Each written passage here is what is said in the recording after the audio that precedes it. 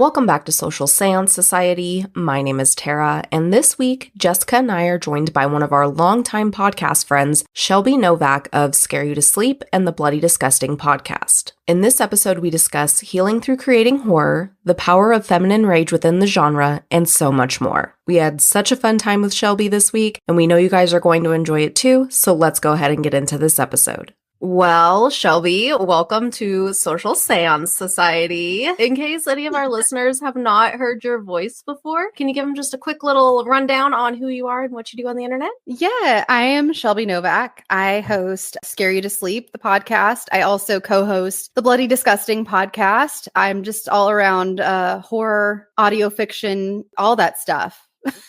All around the internet. It. Awesome stuff, guys. If you haven't checked it out, definitely do. Everything will be in the show notes for you guys. And to kind of get into it, what for you was your gateway into horror? And then what led you to wanting to create your own horror? Because I know you've written and done a bunch of voice acting and all that good stuff.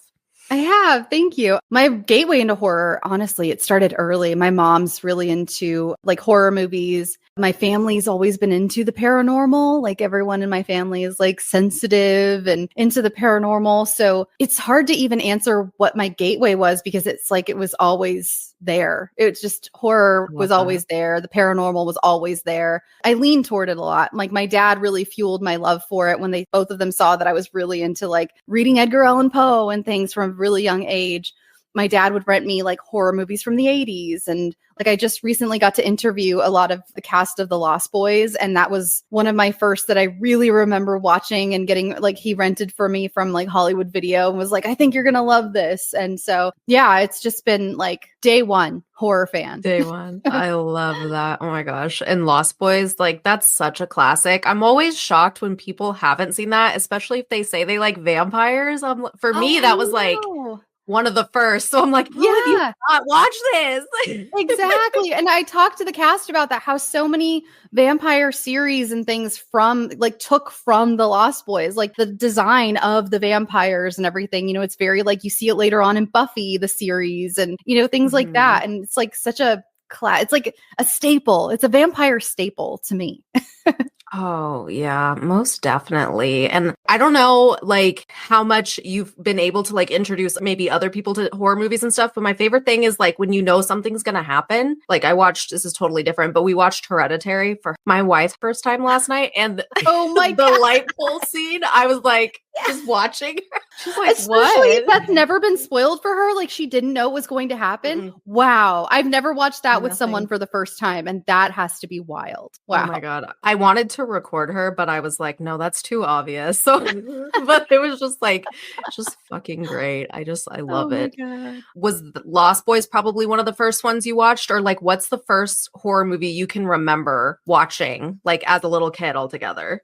I really remember watching Poltergeist from I remember that and Amityville Horror, the original Amityville Horror. Those two I vividly remember watching probably too young a little bit because it definitely that's the thing. I was always terrified of the horror movies, but I couldn't get enough of them. Like they would give me nightmares. I couldn't sleep at night. I would see every shadow on my wall would become some sort of ghoul that was infecting my room at night, but I could not get enough of them. But yeah, Amityville, definitely one of my first, especially I think it's like, even though it wasn't a found footage movie, because it was based on a true story, I think that's one reason I really got hooked on those types of movies. Like, this actually happened in a way, especially when you're too young to know that like most of it was not real, but that based on had me hooked. And I think that's honestly one of the reasons I love found footage so much these days. Anything that like feels immersive and real, I can't get enough of it. I know. I think I don't know if we've talked about it on this show before, but we've definitely brought it up. It's always, for me, those movies that can be realistic, or, you know, when you're too young to know, like based on means like, oh, it's just literally that it took place at this place. But like those that seem like more realistic, quote, quote, you know, always freaked me out more. Strangers is not really a scary movie, but Jessica's house she grew up in looks exactly like that. So I'm still scared of that movie and always afraid someone's going to be in my fucking kitchen. We saw that movie together. And we were going back to my house, and there was like the conversation of like, I don't want to do that. Because it's like, I think it was like my parents' house, and like they weren't home, I'm pretty sure. Oh and I was God. like, I don't want us to be alone in this moment, in this like this house. It was terrifying. And because it's not like I can watch a movie like that and not be scared. But like it was truly terrifying because I was like, oh my God, like actually my house was a little worse because our neighbors were farther apart. Yeah. So it was terrifying. So no one can hear you scream. One of those. Yeah. Pretty much. Yeah. Middle of nowhere farm. But like it's funny too, because like when you said that about just becoming like obsessed with the based on a true story, I still will even watch stuff if it says that because I'm like, what is this about? Whatever. But I remember being a kid, especially with like the time we grew up in like the 90s and early 2000s without so much internet. I'm just like, oh my God, is this like basically a documentary? Like this really happened to these people? Look it up so readily. Yeah, you couldn't like pull your phone out of your pocket to see if it really was a true story or like how based on a true story it was, you know? So it was just like, I assume all of this actually happened. I'm just gonna go with that. Yep. I feel like too, even though it's not horror, it's probably more like towards true crime-ish. But like, I feel like that's also why in the 90s, Lifetime was so popular because they said every movie they made was based on a true story. Every single one. Yep. I mean, Law and Order. I think that's why it got because it still is because everything's ripped from the headlines. Yeah. We all love it. Yeah. Oh my gosh. So kind of something I've noticed from other people we've interviewed, especially those creatives in this genre, is that it's more than just entertainment as far as what this genre means to them. Do you have was it an escape of any kind? Was there anything you want to talk about like that? I always find it really interesting on how different people connect with the genre more than just, the straight entertainment. Oh, definitely. And it's one thing I've really tried to keep in the spirit of with my show Scare You to Sleep is the fact that horror can be such an escape. We have so many real monsters out there that to fall into stories about based on true ones but not real ones is just extremely cathartic to me. I think that might be why I'm drawn towards it so much. I have a lot of anxiety. I'm not going to list all my neuroses, but I have enough that going to horror, there's something about it that it really is cathartic. I even started a series on Scare You to Sleep that's called Guided Nightmares because I listen to a lot of ASMR. I like guided meditations. And I was like, what if it was a guided meditation, but you die at the end and it's scary? Like, what even would that be? And I did a couple as like a test. In fact, the first couple I only released on Patreon because I was like, no one's going to be into this. This is some weird thing I've created that is going to be so bizarre. And people really liked it. And I found this whole like subsect of people that enjoy this guided nightmare, which is exactly what it is. I even go through all the breathing techniques and everything that a guided meditation would, breathe in, breathe out, counting. I'll go through like different body parts to remind you to relax, like your jaw and, your hips and everything to really get you into the space. And then I take you through not meadows of flowers, but like an old haunted house where like a dead bride is stalking you through the halls and then you die at the end of all of them. Just spoiler alert if anybody ever wants to listen to them. But it's something that I think that a lot of people find a lot of great escape in. And I've met a lot of people with similar like anxiety issues and things who are into horror. And you think that would be like, oil and water, but it's not. It's really not. It's so strange that a lot of people with similar mindsets have found such a safe space in horror in an odd way. Yeah, definitely. I don't know if we had been talking, it was either John from Creepy or someone else we did have on, and it was the whole thing with the correlation of people with anxiety and depression and whatever other traumatic background they may have. And he brought up I think it was him, brought up a good point that it's like with horror, at least for him, he said it was like, it's trauma you can kind of control or trauma is gonna, there's going to be some like scary things that come. And I was like, that's really interesting because at least like personally, I never thought of it that way. I was just like, I don't know. I just like weird shit. And, I know it's not real technically. Yeah. So it's like, it's not that deep, bro. You tell yourself as you realize it really is that deep, bro. Yeah. And I was like, oh shit. Okay. No, for sure. Golden I'm a writer too. I write a lot of the stories for my show. I've written for other shows too. I've written for John's show actually. And it's funny you bring up his show. I, at the time was in a really bad relationship, and I have since gone back to look at some of those stories for other reasons. I was just kind of, as a writer, sometimes you go back through your old work just to kind of check out where you were and everything, especially when you have writer's block. And so I was reading some of those stories that I wrote for his show, and I realized I wrote a lot of them right before my divorce. And I didn't know when I was writing them that I was about to go through that whole thing. But in all these stories, there was a through line of all of my anxieties about my relationship. And there were several about men who were either unfaithful or abusive, or there were just like different through lines that I didn't even realize when I was writing them that I had a theme, because I did a stint on his show where I did like 5 episodes in a row as like bonus episodes. Like all 5 of them had some sort of theme of that. And I couldn't believe it when I went back to read it, because in those moments, I had no idea. I was writing out my own feelings. I was writing out my own fears that ended up coming true. And I didn't even know at the time. And it's like, wow, you really do put a piece of yourself in here. And it's interesting that he mentioned trauma that you can control, because I was definitely trying to control my life, and I felt very out of control. And the fact that I felt so out of control in real life, and I put all of that into these horror stories where I could decide the ending. I could decide what happened to these people in these stories. It's like Freud was rolling in his grave. Like, I knew it, basically.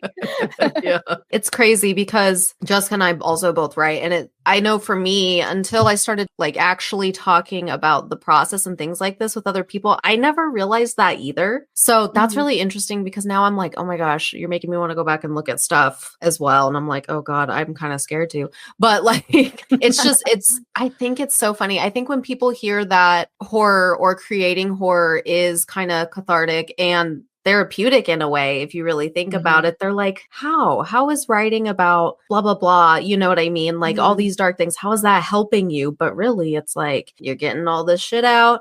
There's things that we go through we can't change. And so it's like, you do have that control. Like you said, you do have the control of the outcome. And I think that's something, like, obviously it's not going to fix everything for everybody, but I feel like writing for horror especially can be really healing. I think anyway. It really can be. There were a few characters in those stories that I wrote that got heroic happy endings because they took control of their own destiny. And it's like I was on a subconscious level telling myself to do just that. And I ended up doing that, and it was like, you really are speaking to yourself in a way. And I don't think everything is necessarily that. I've definitely written stories that are just horror. I mean, I say that. Yeah. Maybe I'll read them in a few years and I go back and I'm like, oh, actually. But I think that happens for a lot of people. They can, even if it's not necessarily a personal story, but if your fears of the world and what might happen, I think that's why the post-apocalyptic genre is so huge in horror too, because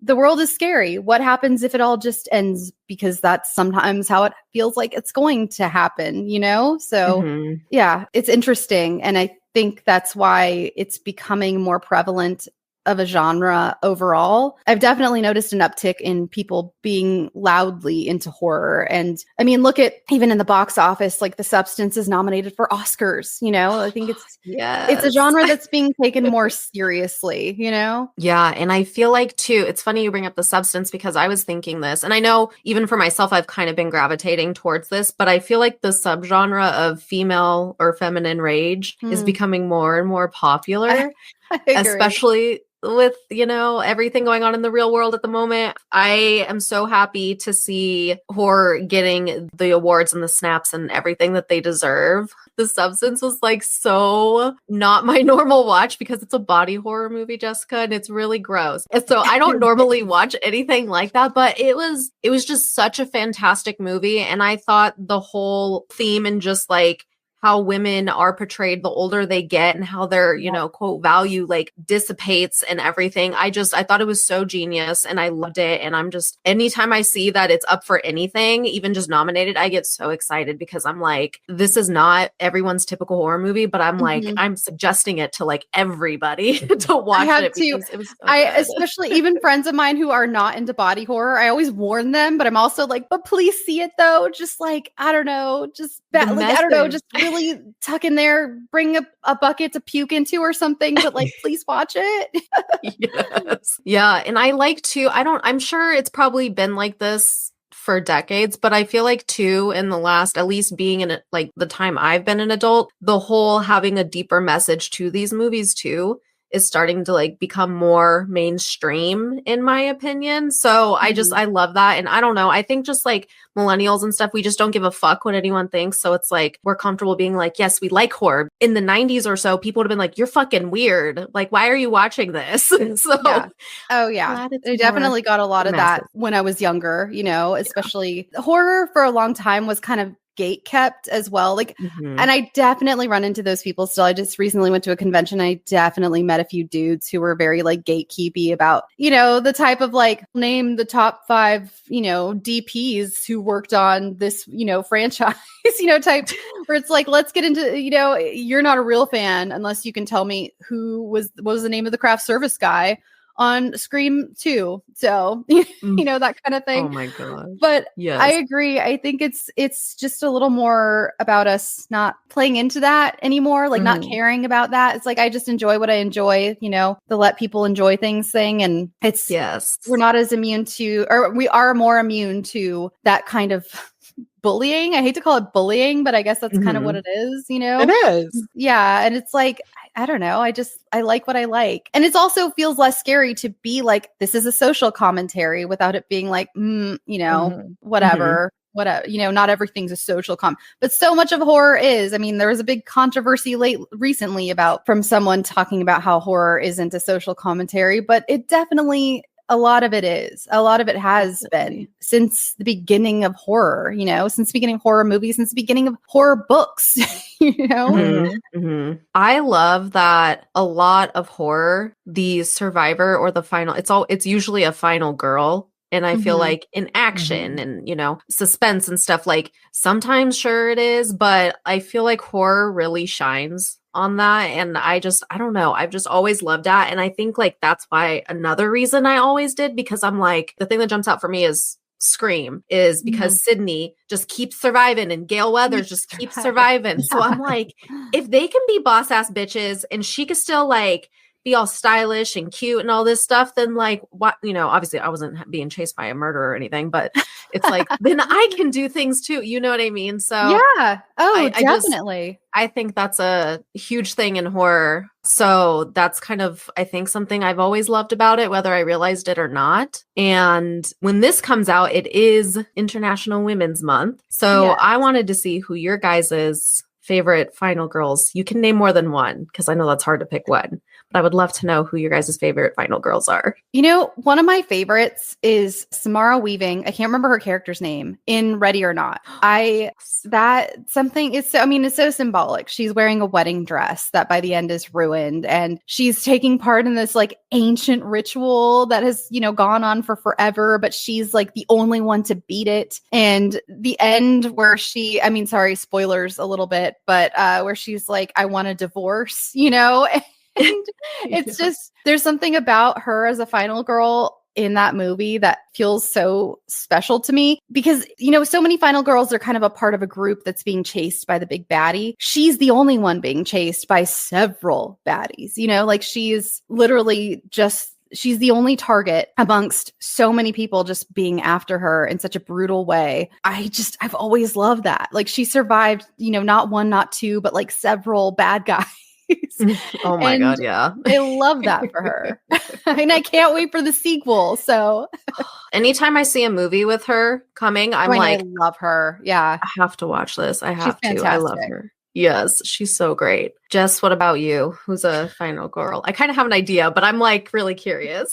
I mean, the first one that pops in my mind is, of course, like Jamie Lee Curtis, because she's like, oh yeah, kind of the iconic scream queen. I love her, but I really love the movie The Final Girl with Abigail Breslin. And I just love that movie because it's the whole like premise is that she's going to be the final girl. She sets up like how these men were abusive and she takes them down, and it's kind of like she flipped it to be like, I'm going to be the final girl, but the reason I'm the final girl is I'm taking you out, not like you're trying to take me out. Yeah, so I love that. One of my favorites. That movie's so good. I forgot about that movie. It's such a good movie. And like, I think it's lesser known because, you know, it kind of feels a little bit be-like, but I loved it. Yeah, I think it was one of those ones that, at least for me, I don't even know if it was in theaters because I think I watched it originally on like Hulu or something. Yeah, I did too. Like, it was definitely, I watched it on streaming. I don't remember where, but yeah. Yeah. One of the original like straight to streaming movies. I feel like it was, but I was second guessing myself. I'm like, I'm not going to even pretend that that's what I know. But I was like, I feel like it is. And especially like when they first started doing streaming movies, some of them were like really, really bad. But that one stuck out to me because it was so good. And I was just like, oh, okay, I see you. Whatever. If it was Netflix, Hulu, whatever I was watching it on. Well, I already kind of said mine. I really thought about this a lot this morning. And I still have to pick Gale Weathers because if you think of the Scream franchise as a whole, not only is she there every single time, but like think how many times she got shot and stabbed and like all this other shit. And she had those she survived the bad bangs. So yeah. Oh my God. The little baby bangs.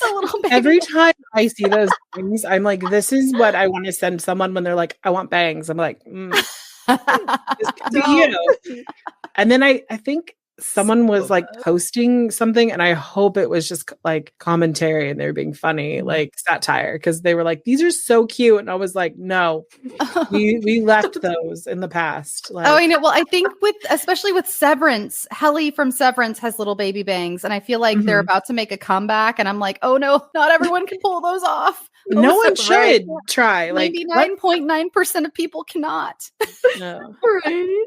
Yeah, you have to have like a very specific like hair type for it to like sit cute and like everything, because like Courtney Cox like obviously has like normal to like kind of thinner hair, and I think that's kind of just what made him not okay. Oh my God. Yeah, the true villain of that movie. I love that meme. It's like my favorite.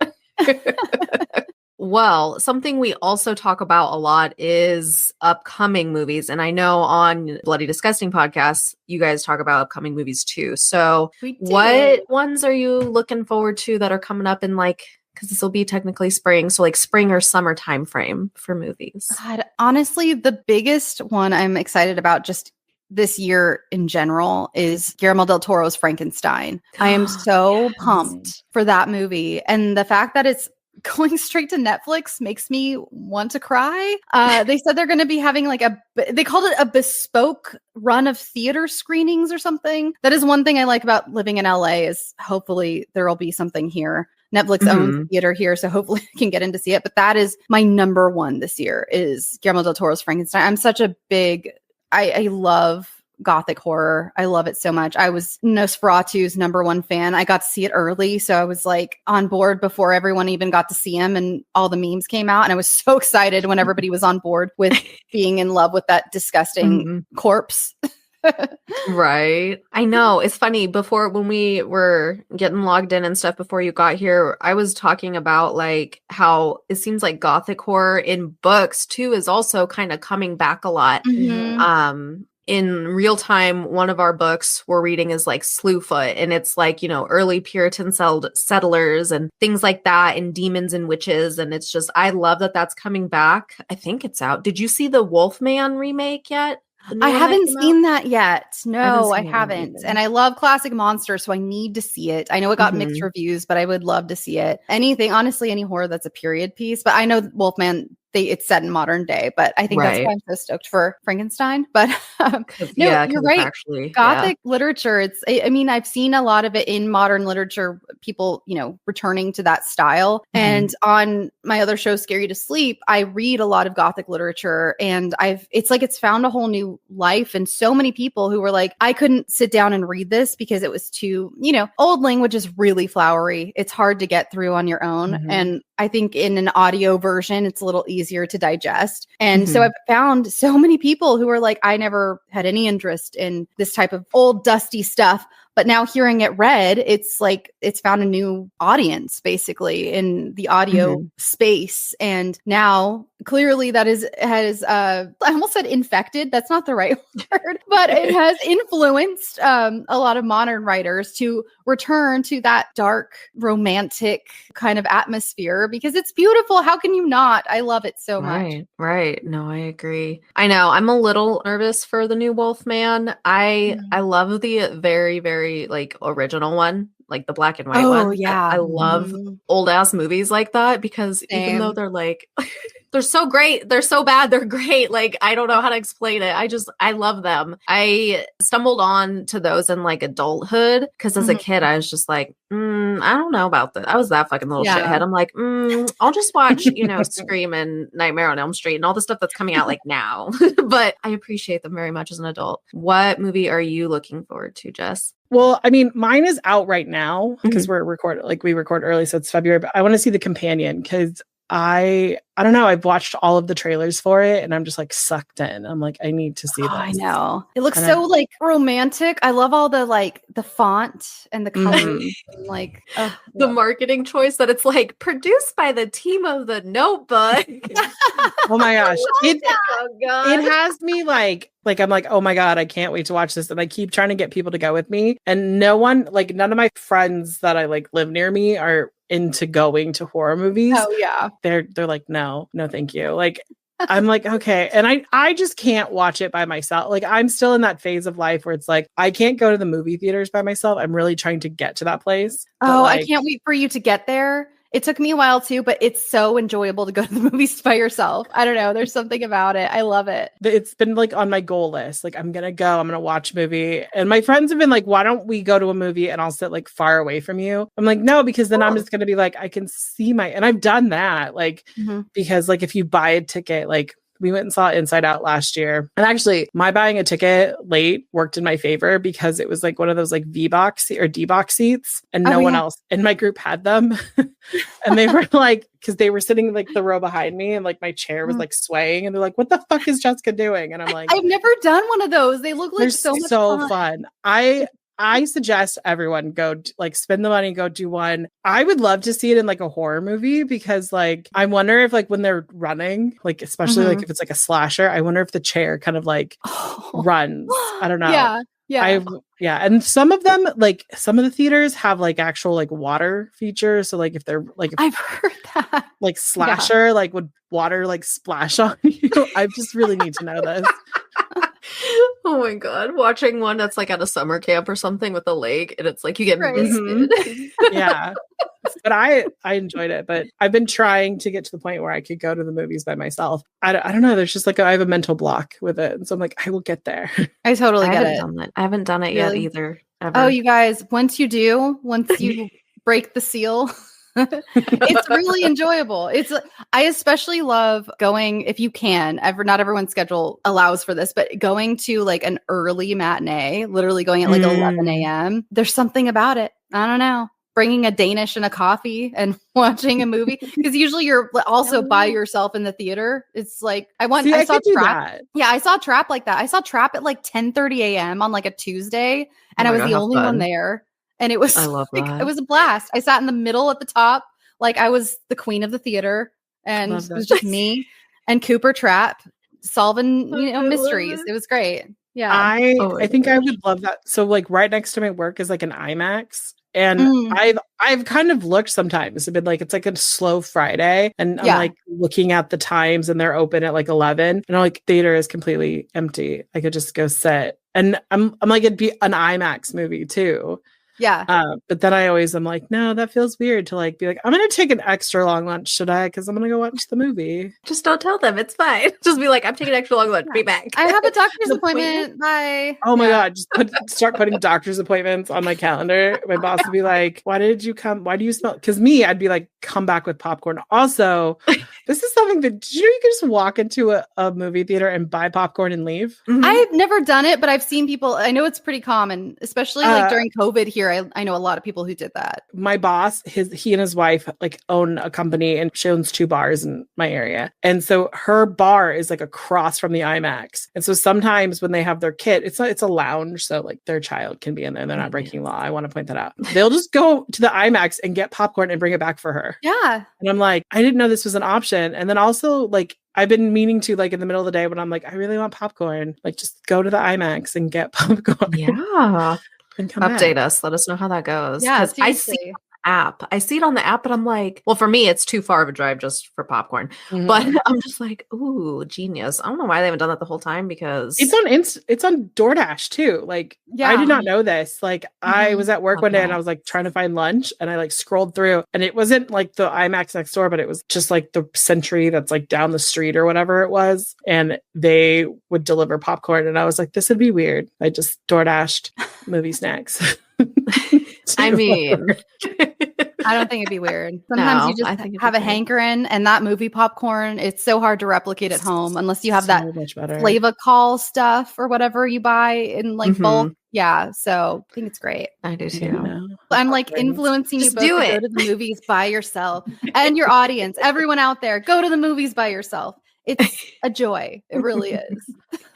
You know what's interesting is like I've talked about this with people, and they're like, doesn't sound weird at all. But I'm like, have you done it? And they're like, no. Like, you're one of the first people who are like, do it. I've done it and I enjoy it. I've done it several times. I saw The Substance by myself, and I sat next to, because it was kind of a packed theater, I thought I was sitting alone, but then this huge group of women sat next to me, and the one girl next to me clearly was not told it was going to be body horror. So I got like 2 shows at once. I got The Substance, and then I got girl next to me who was enduring The Substance. And so I had such a blast. And honestly, it was so funny. I went to The Substance and I texted a friend of mine. I was like, it must be singles lady night, because it was me and like several other women who came by themselves, and we're just like peppered around the theater, sitting by ourselves. So I've done it and I love it. It's great. There we go. We'll both have to do it separately, Jess. We could even do the same day. You could go. Yeah, I think I could do that. Like, I think if you and I were doing our gateway. We're like, okay, we're going to do this together. Yeah. And then we could like come back together and record our experience. That would be a good gateway. And then you can both see the same movie. So you can still talk about the movie after. And like, I like this. What was it like? You've inspired us. I love this. Oh my God. I love this so much. I love it when it comes in our show. It's like, it's amazing. We have great ideas that come afterwards. I love it. We will update, guys. We will do it sometime in 2025. I will say that now. So it has to. I'm holding you to it. Bring me back. Bring me back, and I'll tell That's what we should do. Like, when we do this, we'll be like, Shelby, we're all going to go to the movies separately, and Shelby will come back. Yeah. Oh my God. Yes.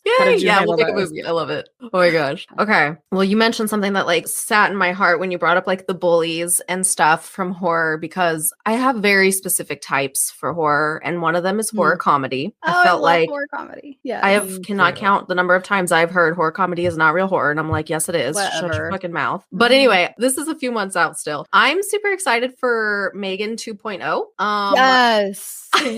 I loved it. Jess, if you haven't watched it, it's actually funny. It's not scary. It's just funny. I don't know why I haven't watched it. Like, it's on my to watch list, and I'm just Actually, I figured this out. The way my like work is, I get so burnt. Tara knows this. I get so burnt out at work. Like, me watching something new is hard because I have to like I get that. Engaged. So I end up rewatching a lot of shows during and it's like 9 months of this. And we were talking about this the other night at Galentine's. Like, people were like, I can't start a new show in the middle of the legislative year. Like, what the fuck is wrong with you? I totally get that. Yeah.